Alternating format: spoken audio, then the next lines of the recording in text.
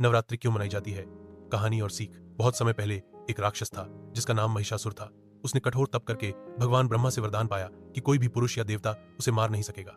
इस वरदान से अहंकारी होकर महिषासुर ने देवताओं को परास्त कर दिया और स्वर्ग लोक पर अधिकार कर लिया। वह धरती पर भी आतंक मचाने लगा। उसकी शक्ति और अत्याचार से देवता और मनुष्य सभी भयभीत हो गए। तब तीनों देव ब्रह्मा, विष्णु और महेश ने अपनी अपनी शक्तियों को मिलाकर एक देवी की रचना की, जिसे हम माँ दुर्गा के नाम से जानते हैं। माँ दुर्गा अत्यंत सुंदर, शक्तिशाली और तेजस्विनी थी। उन्हें हर देवता से अलग अलग अस्त्र शस्त्र प्राप्त हुए। माँ शेर पर सवार होकर महिषासुर से युद्ध करने निकली। यह युद्ध लगातार 9 दिनों और रातों तक चलता रहा। अंततः 10वें दिन माँ दुर्गा ने महिषासुर का वध किया और देवताओं को उनके स्थान पर पुनः स्थापित किया। इस दिन को विजयादशमी या दशहरा कहा जाता है।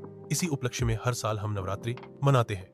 इन 9 रातों में माँ दुर्गा के अलग अलग 9 स्वरूपों की पूजा की जाती है और भक्त उपवास, भजन तथा आराधना के माध्यम से अपनी श्रद्धा प्रकट करते हैं। सीख मोरल। नवरात्रि हमें यह सिखाती है कि अच्छाई हमेशा बुराई पर जीतती है। चाहे अंधकार कितना ही बड़ा क्यों न हो, प्रकाश अंततः विजयी होता है।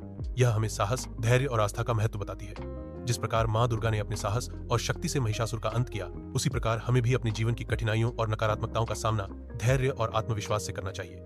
साथ ही यह पर्व हमें याद दिलाता है कि सच्ची शक्ति केवल बल में नहीं, बल्कि सत्य, भक्ति और सदाचार में छिपी होती है। इसीलिए नवरात्रि केवल एक धार्मिक पर्व नहीं, बल्कि जीवन में सकारात्मकता, आत्मबल और विजय का संदेश देने वाला उत्सव है।